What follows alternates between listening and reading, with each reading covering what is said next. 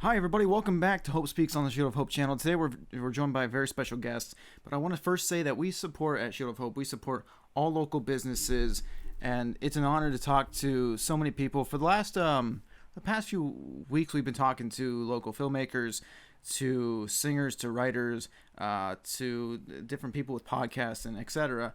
Today we're going to focus on the business side of things, and we are going to talk to somebody that has been affected by this pandemic. And sticking with the theme of movies, I have reached out to several movie theaters in the area, so we hope that we'll be in contact with a few more. But here we have the Cinema Drafthouse owners today and theater runners, so hopefully you guys enjoy this episode. Again, we support all local businesses. We hope everybody's staying safe during this time, and enjoy the show. So we're on the phone with Sybil and Tony Katona. They're from the Cinema Drafthouse in Hazelton, Pennsylvania. For those of us that don't know the history, can you tell us a little bit about the Cinema Drafthouse? Sure. Well, first of all, we are in West Hazelton, so a small distinction, but important nonetheless. So it was originally called the Hersker Theater. It was opened in 1916. Unfortunately, there was a fire at the newspaper, so we don't have a lot of records from that, but it was originally opened as a vaudeville theater. In fact, we still have the dressing rooms upstairs. They're kind of hard to get to, but they still exist. So we have a full stage, although the screen currently covers it. And then it transitioned and was expanded in 42. The seating capacity was expanded. And, air conditioning. It was very state-of-the-art. And then we are currently the third owners. It went through a little bit of a change in the 90s, and then my father and I bought it from another father-daughter group in 2002, and we opened in 2003. Okay, very nice. For those of us that aren't really aware of how theaters necessarily work, can you walk us through the process of getting a movie into the Cinema Drafthouse, or is there any barriers that you guys face, or maybe there's no barriers you guys face? Well, so we're a second run. So what that means is once the big guys, AMC, Carmichael, Regal, once they get done with it, any title, it then goes open to a second run theater. Luckily for us, we only have to concern ourselves with the one big chain that we have about 2 miles from our location. And so we employ a film booker. He's out of the Philly area. He and his family have been in the business for generations.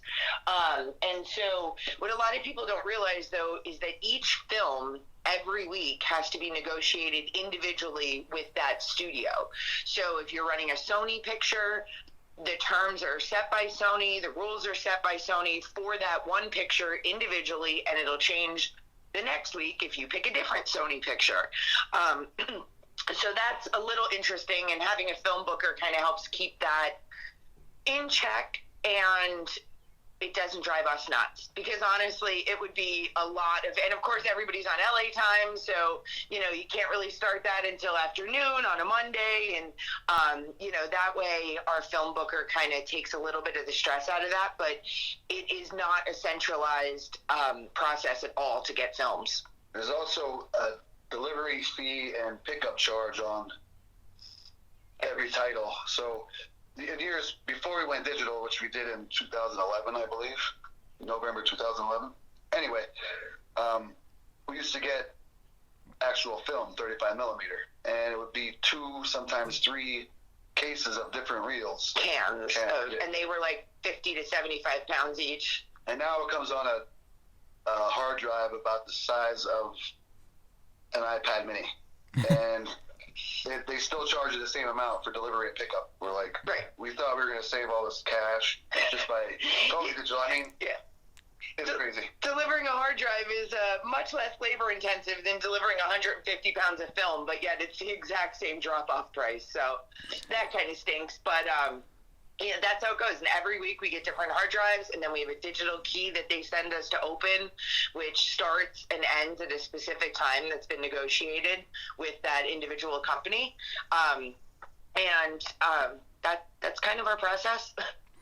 Is there a part of you guys that miss the reels, or do you actually prefer the digital?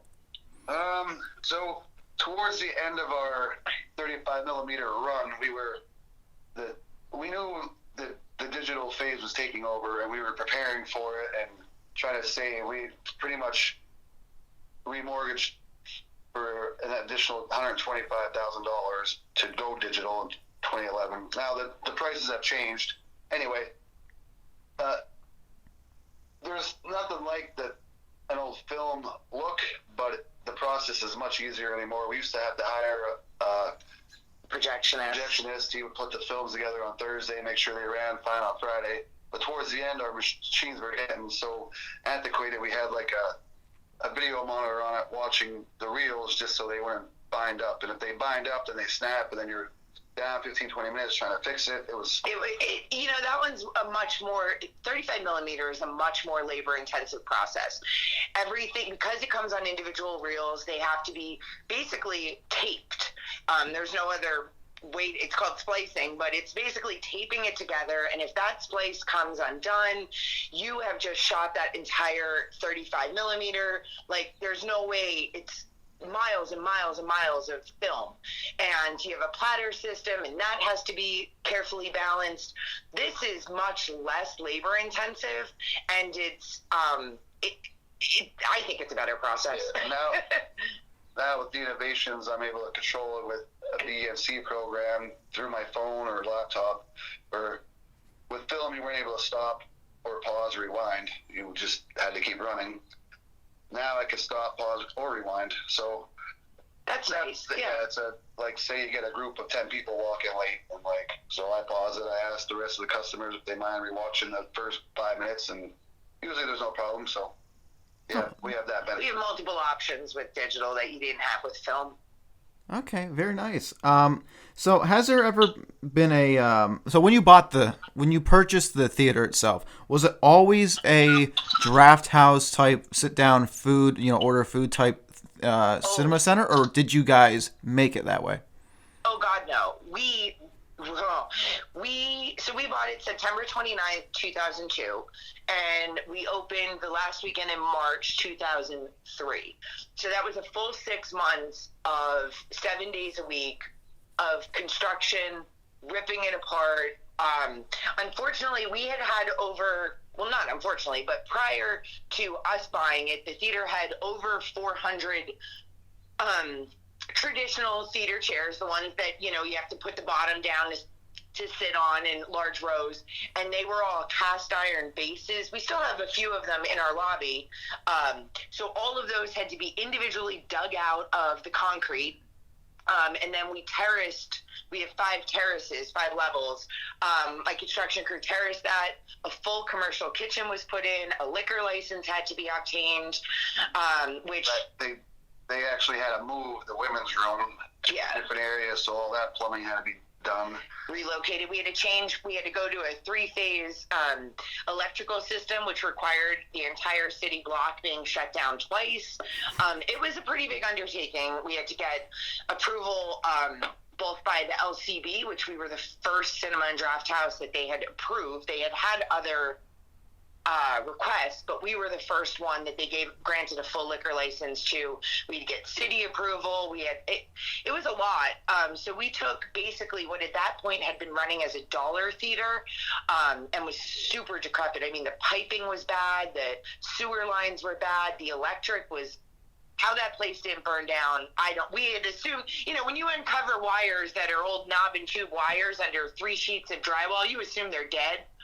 The first day that my electrician got knocked off a ladder, we realized that every wire was still alive in that place, buried under layers and layers of drywall and paint, and so that it was a long process to get that to get it renovated. Was when you first opened up after the renovations, was it more of a dream where people just flocked to the theater, or what was the marketing behind trying to pitch about what your idea was for this theater? The West Hazelton area is really interesting in that although it's generally a hard clientele to please, they also really love what's here.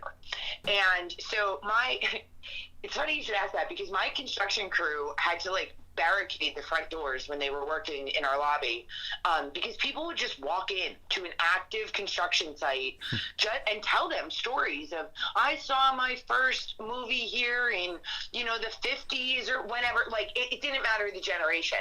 People just really felt an ownership to that property and had it connected to memories of when they took their first date there, they had their first kiss there, their kid's first movie was there. So the public was really behind us without having to do a huge amount of press. I mean, we were covered on Newswatch 16, our local our regional news station. They did a piece during construction, which was lovely. And the newspaper our local newspaper had kind of followed our progress. We did a large black tie opening. And then we were super lucky that the moviegoers were willing to support us. And slowly but surely, we ended up starting to do specialty groups, which has been a lifesaver. We do a lot of private events, corporate events, trainings, and that took a little bit longer. That took a little bit of additional advertising and reaching out to the business community of Hazelton and the surrounding area. But really, people feel a tie and a sense of they're going to help this succeed. Even 17 years later, we still get that. We still get stories. Our daughter is 12, and she's heard more stories. She could probably write a book of people, explaining to her how much they've loved that theater since whenever. So that's great, and we were so lucky to have that. So I know you just expressed how much happiness and joy in the community being a part of the theater's life. We're going to get into a little bit of the downside with the COVID-19 situation. How are you guys handling the business side right now, and what toll has this pandemic took on your cinema Drafthouse in particularly? Unfortunately, we're completely closed. Luckily, we have online sales now for gift certificates, which for the first month or so, we were seeing a pretty good rate of sale. I mean, nothing that can make up for being closed, really. It's just, it wasn't even a Band-Aid. I mean, I'm again, incredibly thankful that our customers, out of the kindness of their hearts, came in and just said, hey, I'm going to buy a $100 gift certificate. You're not open. I can't use it, but here's $100. And that's amazing. But so this time, as Tony was saying earlier in the conversation, this time of year is, we call it field trip season, because that's what it is. The schools around here, the school districts from Berwick to Monte City to Shenandoah Valley to Hazelton, Mountaintop, we do school groups for all of those local districts.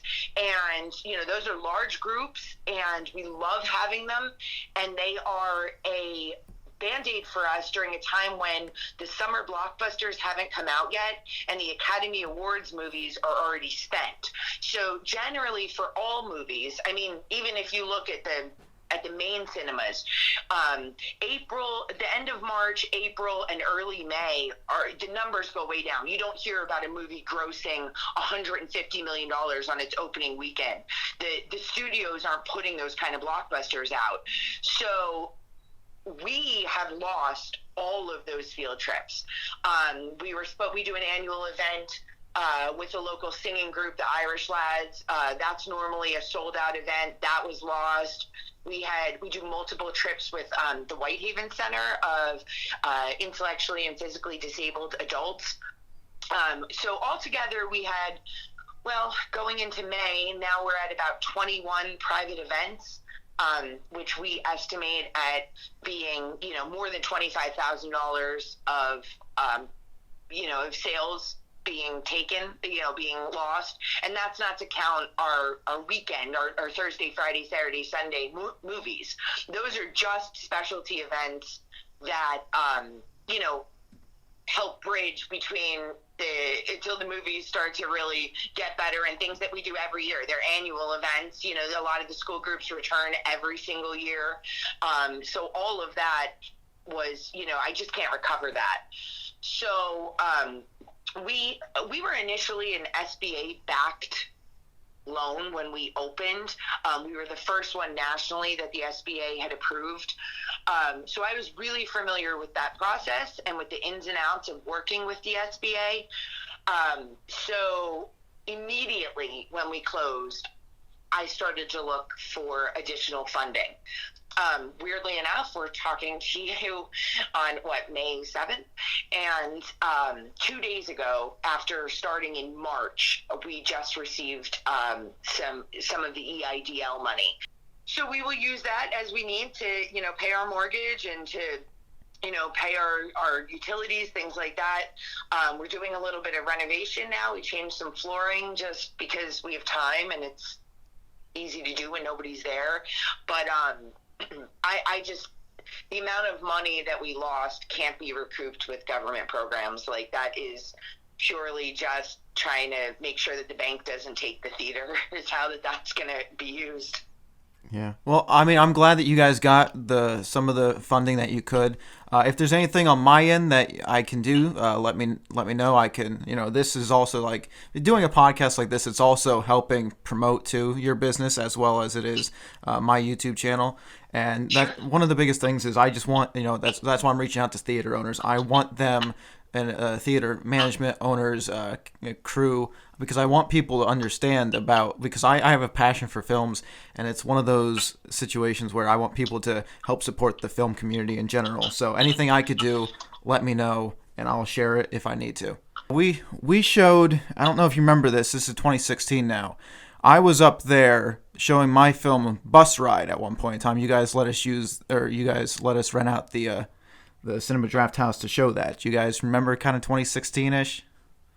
Yeah, we're pretty flexible with stuff like that too. If we're not, if people want to showcase what they're doing, and we get that kind of a lot. So we love to do that.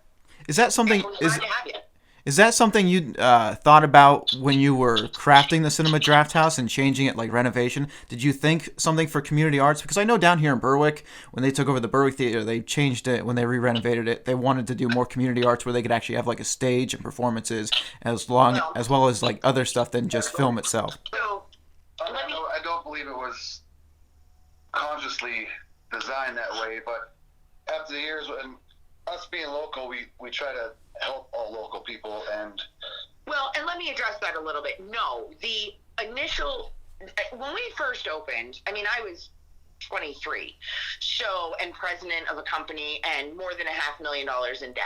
So I did not see beyond, hey, we're going to open a movie theater, we're going to show movies, and we're going to serve alcohol and beer and great food, and come see it. Come experience it. And it was really the community over the years that found amazing and creative ways to ask us to use our space. And they have been continually surprising, and it helps that generally we make a profit. I mean, sometimes we do nonprofit things, but we are really lucky that our customers think of unusual and great ways to use our space. Just even something like we do Rocky Horror Picture Show with a live cast that performs it.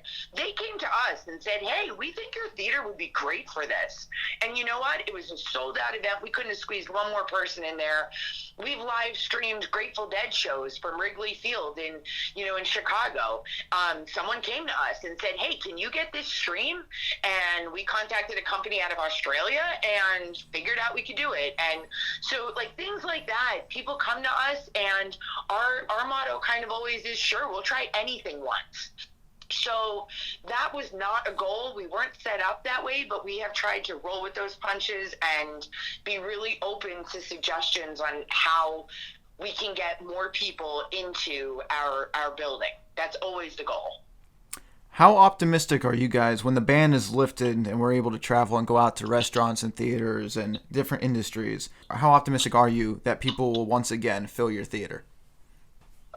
Fortunately, we have a very large physical space and a large group that follow us no matter what the movie is. We've always tried to make our business about the food, not the movie.